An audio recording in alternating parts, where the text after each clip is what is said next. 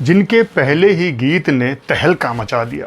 दूसरा उनका जो भजन था वो टॉप 10 में रहा। फिर भी 17 साल लग गए अपनी अलग पहचान बनाने के लिए। मैं बात कर रहा हूँ हिंदी सिनेमा के जाने माने गीतकार देव कोहली की।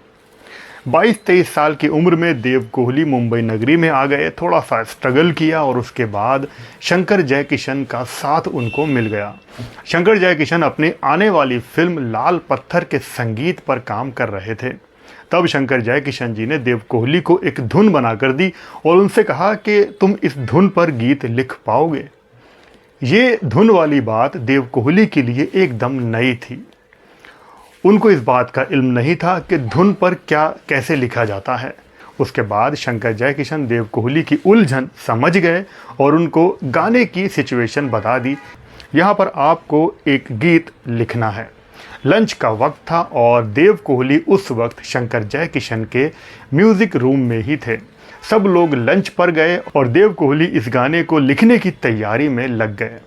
थोड़ी देर के बाद उन्होंने लाइन लिख दी, गीत गाता हूँ मैं, गुनगुनाता हूँ मैंने हंसने का वादा किया था कभी, इसलिए अब सदा मुस्कुराता हूँ मैं। गीत गाता हूँ मैं, गुनगुनाता हूँ मैंने हंसने का वादा किया था कभी। गाना कंप्लीट हो गया। लंच के बाद जब शंकर जयकिशन ने इस गीत को देखा तो उनको ये गीत पसंद आ गया और फिर इस गाने की धुन बनाई गई। फिर किशोर कुमार जी ने अपनी दमदार आवाज़ में इस गाने को रिकॉर्ड कर दिया। गाना सुपर हिट हो गया था। लोगों का ये कहना था कि ये एक बहुत बड़ा गाना है, मतलब हर तरफ इस गाने की चर्चा थी।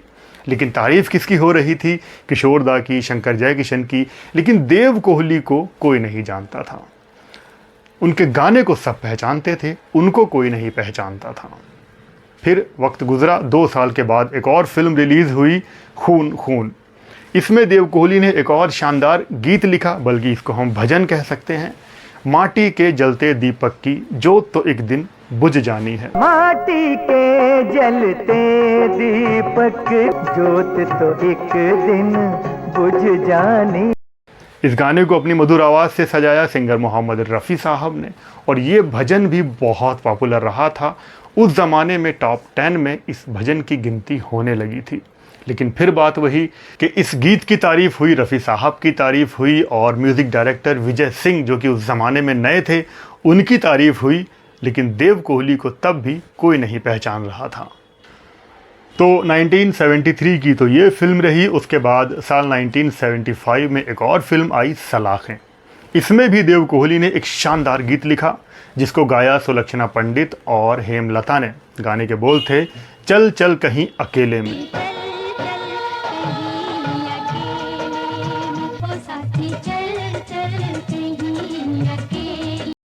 और ये गीत भी बहुत पसंद किया गया था, काफ़ी हिट रहा था। इसका संगीत दिया था म्यूज़िक डायरेक्टर रविंद्र जैन ने।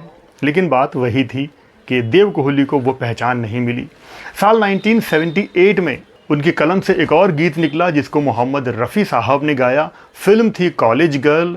गाने के बोल थे, फूलों की तरह वो हंसती थी। ये भी काफ़ी सॉफ्ट और मधुर गीत था। उनका स्ट्रगल जारी था। 1980 में उन्होंने एक पंजाबी गीत लिखा जिसके बोल थे, मिट्टी ही आंदी है रब्बा मिट्टी ही जानदी है, मिट्टी के लोगां नू मिट्टी ही खांदी है। इस गाने को मोहम्मद रफ़ी साहब ने रिकॉर्ड किया था। तो ऐसे ही वक्त गुजरता चला गया लेकिन देव कोहली को पहचान नहीं मिली जिसके वो असल हकदार थे। लिखते तो वो बहुत अच्छा थे। फिर साल 1989 में फिल्म आई मैंने प्यार किया। उनको साथ मिला राजश्री प्रोडक्शन का और इस फिल्म में उनके लिखे हुए सारे ही गीत सुपर डुपर हिट हो गए। अब देव कोहली एक जाना माना नाम बन गए थे।